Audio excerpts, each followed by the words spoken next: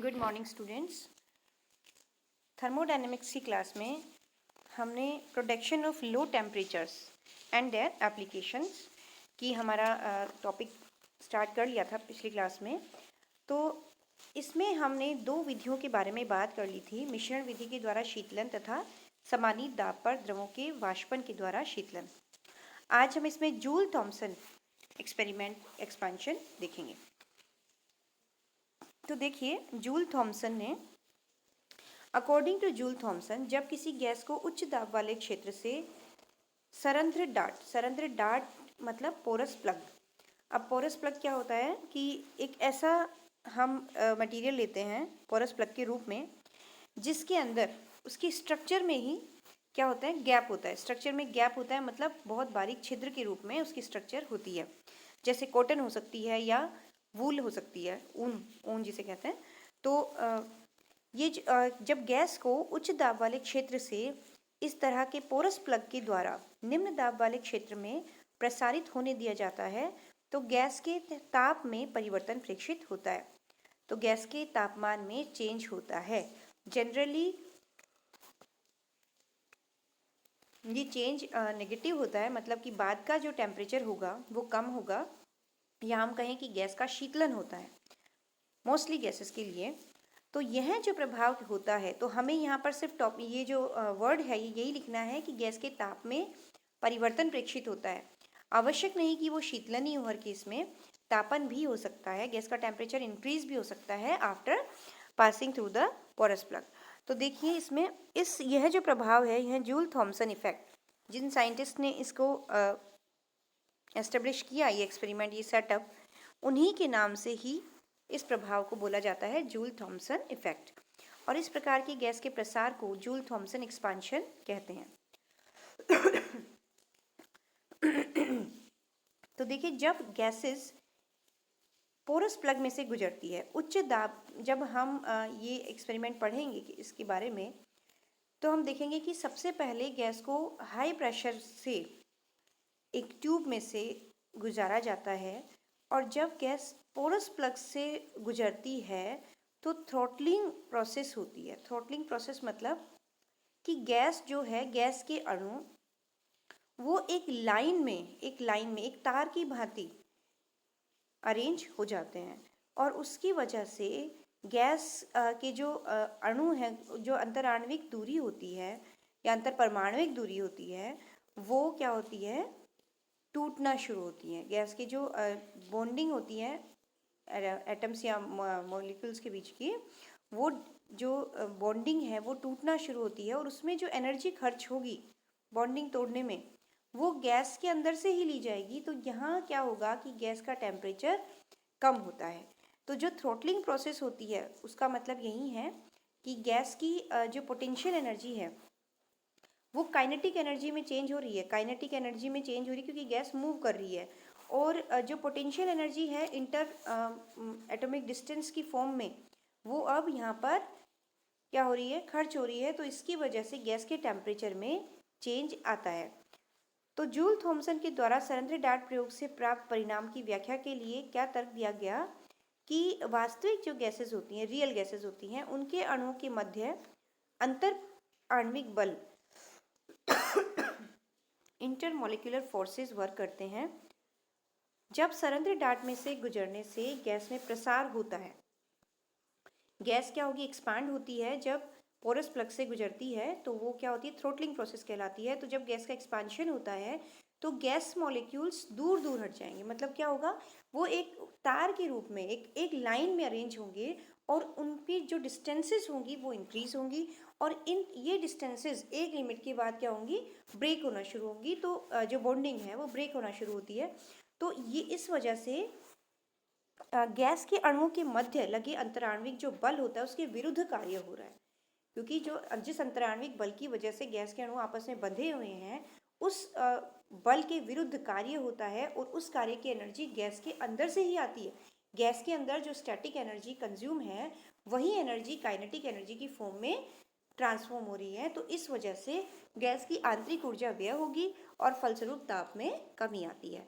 तो इस प्रकार जूल थॉमसन का जो पोरस प्लग एक्सपेरिमेंट है वो वास्तविक गैसेस में अंतराणिक आकर्षण बलों के अस्तित्व की भी पुष्टि करता है। तो ये क्वेश्चन भी बनता है कि जूल थॉमसन जो प्रभाव है या एक्सपांशन है वो किस तरह से अंतराण्विक आकर्षण बलों के अस्तित्व की पुष्टि कर रहा है। सामान्य कक्ष ताप पर अधिकतर गैसेस में जूल थॉमसन प्रसार से शीतलन होता है। तो मोस्टली जो गैसेस हैं वो कूल होती हैं after passing the Joule Thomson experiment. लेकिन कुछ गैसेस एक्सेप्शनल हैं जिनका जूल थॉमसन एक्सपेंशन के बाद क्या होता है, हीटिंग होती है। ऐसे गैसेस की एग्जांपल है हाइड्रोजन और हीलियम। हाइड्रोजन और हीलियम गैसेस। तो हाइड्रोजन में भी -80 डिग्री सेंटीग्रेड से कम ताप पर शीतलन प्रेक्षित होता है। अगर प्रारंभिक तापमान उसका -80 डिग्री सेंटीग्रेड रख के उसको गुजारा जाता है तो हाइड्रोजन में शीतलन देखने को मिलता है। लेकिन अगर नॉर्मल टेम्परेचर पे, नॉर्मल जो रूम टेम्परेचर है उसके ऊपर अगर हाइड्रोजन और हीलियम को गुजारा जाएगा तो वहाँ पर उसमें तापन देखने को मिलेगा। गैस जो है गर्म हो जाएगी। हमने तो नॉर्मल टेम्परेचर वाली गैस उसमें से गुजारी थी, लेकिन हमें जो आउटपुट जो गैस मिलेगी वो क्या मिलेगी, गर्म मिलेगी पहले की कंपैरिजन में। अब देखिए पोरस प्लग एक्सपेरिमेंट हम पढ़ते हैं किस तरह से सेटअप होता है इसका। जूल थॉमसन के संरंध्रित डार्ट प्रयोग के उपकरण को चित्र के अनुसार देखिए। यहाँ पर स्टार्टिंग में एक पिस्टन लगा हुआ है, एक प्रेशर गेज जिसे हम कह सकते हैं कि प्रेशर देने के लिए, क्योंकि हाई प्रेशर से लो प्रेशर हमें लाना है। तो यहाँ जब जो इनपुट है लेफ्ट हैंड साइड में, वहाँ हम क्या करते हैं, गैस को एक कंप्रेशर सी के द्वारा कंप्रेस्ड करके एंट्री कराई जाती है गैस की सेटअप के अंदर। तो कंप्रेस्ड कर रहे हैं तो इसका मतलब गैस को हाई प्रेशर पे हम एंटर करवा रहे हैं। देन यहाँ पर एक स्पाइरल ट्यूब होती है, दैट इज एस, है ना, रिप्रेजेंटेड बाय एस हियर। तो ये जो सर्पिलाकार की जो ट्यूब दिख रही है हमें, देखिए यहाँ पर हम सीधी ट्यूब भी ले सकते थे, लेकिन हमने सर्पिलाकार की ट्यूब क्यों ली है, क्योंकि जब गैस सर्पिलाकार की ट्यूब में से गुजरेगी और जब T1 तक पहुँचेगी, जो T1 जो सिरा है ना इस ट्यूब का, यहाँ पहुँचेगी, यहाँ से यहाँ। अगर सीधी ट्यूब लगाते तो उसको कम दूरी पास करनी पड़ती, लेकिन सर्पिलाकार ट्यूब लगा रहे हैं तो उसको क्या है, बहुत बड़ा पाथ पास करना पड़ रहा है।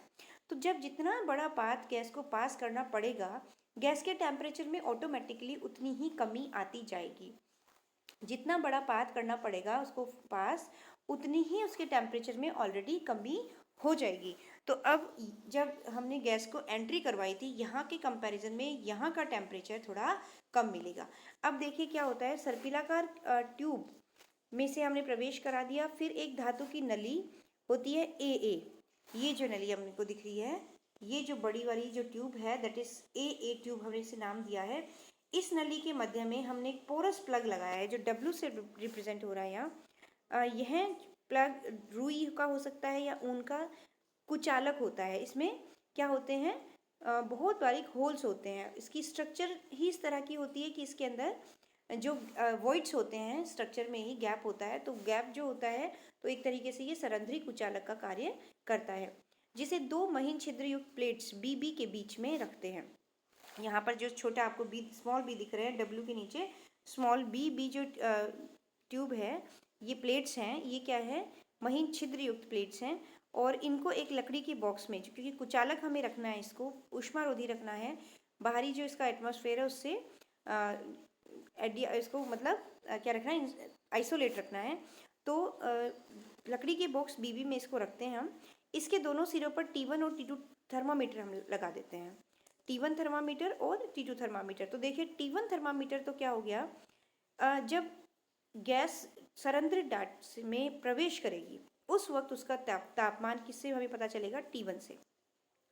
और जब गैस संरंध्रित डार्ट में से गुजर के हमें बाहर मिलेगी आउटपुट के रूप में, तो उसका तापमान कौन बताएगा, थर्मामीटर T2 बताएगा। यहाँ पर जो M है, ये है संरंध्रित डार्ट में से गुजरने से, जब उसमें प्रवेश कर रही है संरंध्रित डार्ट से, तो गैस का दाब नापेंगे हम मैनोमीटर M से। यहाँ M क्या है, मैनोमीटर M है। तो यहाँ पर हम संरंध्रित डार्ट में प्रवेश करने से पहले गैस का दाब मेजर कर लेंगे, ठीक है। अब देखिए ये जो ट्यूब है AA, इस के दूसरे सिरे का वातावरण से प्रत्यक्ष संबंध है, क्योंकि वातावरण का दाब हम कितना मानते हैं, 1 atm मानते हैं, 1 atp मानते हैं। तो जब गैस हाई प्रेशर से सी से जब गुजरी थी, सी से एंट्री करी थी इसने कंप्रेशर के थ्रू, तब गैस हाई प्रेशर पे थी और इसका प्रेशर हमें कौन देगा, मैनोमीटर एम देगा।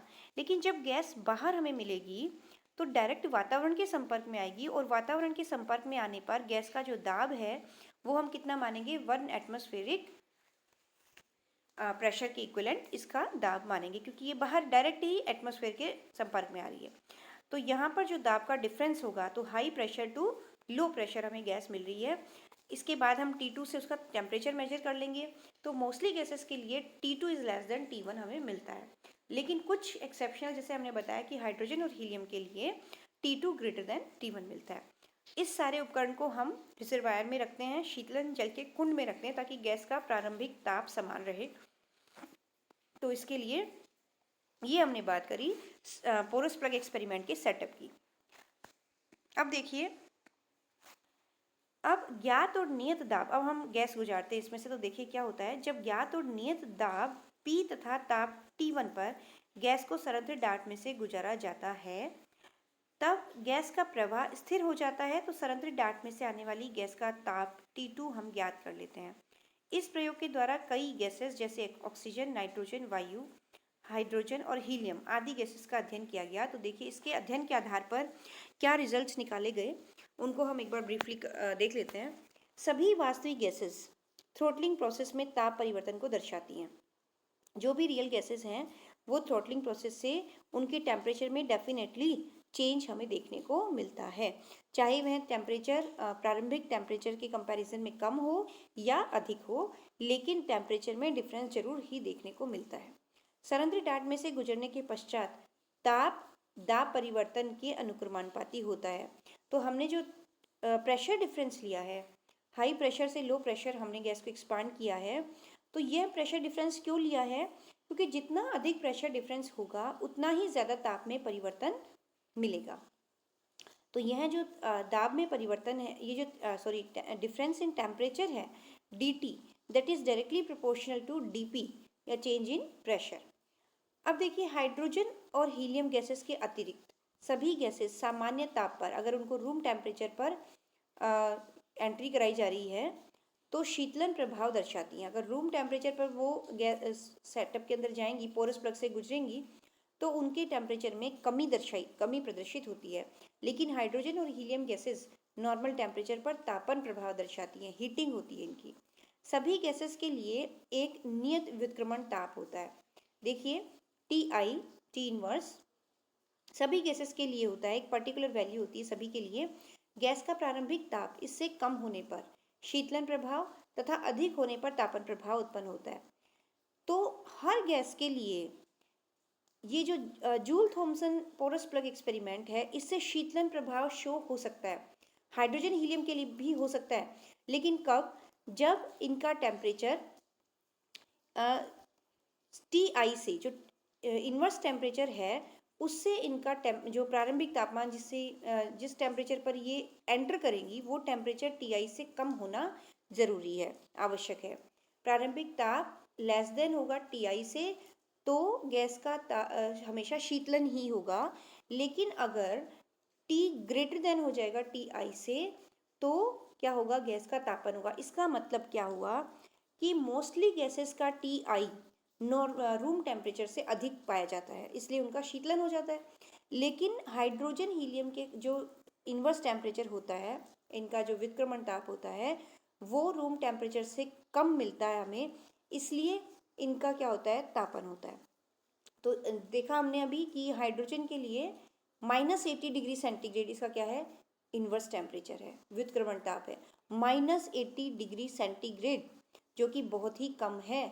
अगर हम इससे कम तापमान पर गैस को गुजारेंगे, -80 डिग्री सेंटीग्रेड से कम चले जाएं, हम इनिशियल टेम्परेचर गैस का लेस देन -80 डिग्री सेंटीग्रेड कर देंगे, तब हाइड्रोजन का भी शीतलन देखने को मिलेगा, अदरवाइज उसका तापन होगा। तो अब इसका जो मैथमेटिकल इसका फॉर्मुलेशन है वो हम नेक्स्ट क्लास में देखेंगे। तो वहाँ से हमें और बेटर समझ में आएगा कि जो टीआई है, इन्वर्स टेम्परेचर है, वो किस तरह से डिपेंड कर रहा है, प्रेशर डिफरेंस पर टेम्परेचर डिफरेंस किस तरह से डिपेंड करता है, तो वो हम नेक्स्ट क्लास में देखेंगे। Thank you.